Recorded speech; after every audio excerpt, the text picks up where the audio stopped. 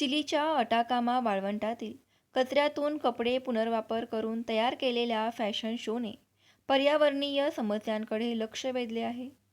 Chilli दरवर्षी सुमारे 60,000 ton जुने कपडे आयात करते, ज्यांपैकी 39 टन कपडे अटाकामा वाळवंटात बेकायदेशीरपणे टाकले जातात. या फॅशन शोचा उद्देश कपड्यांच्या कचऱ्यामुळे होणाऱ्या पर्यावरणीय प्रभावाबद्दल जागरूकता वाढवणे हा होता.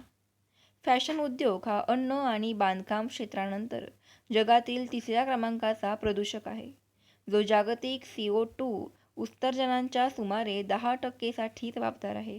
दरवर्षी 100 अब्ज कपडे तयार होतात, परंतु त्यापैकी फक्त 1% कपडे नवीन कपड्यांमध्ये पुनर्वापित केले जाते.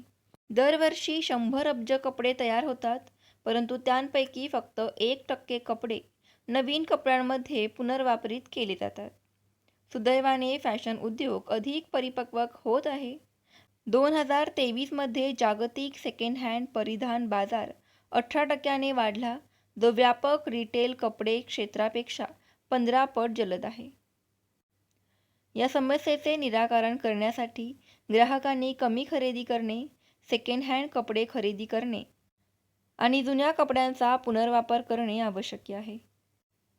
या फॅशन शोने कपड्यांच्या कचऱ्यामुळे होणाऱ्या पर्यावरणीय समस्यांकडे लक्ष वेधले आहे, परंतु प्रदूषण कमी करण्यासाठी व्यापक प्रयत्नांची आवश्यकता आहे. अशा उपक्रमांद्वारे फॅशन उद्योग अधिक शाश्वत भविष्यासाठी प्रयत्नशील आहे.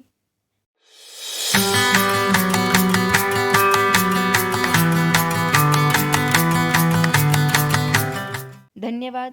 अशाच बातम्यांसाठी पाहत रहा आपला महाराष्ट्र डिजिटल आणि फॉलो, लाईक, शेअर करा.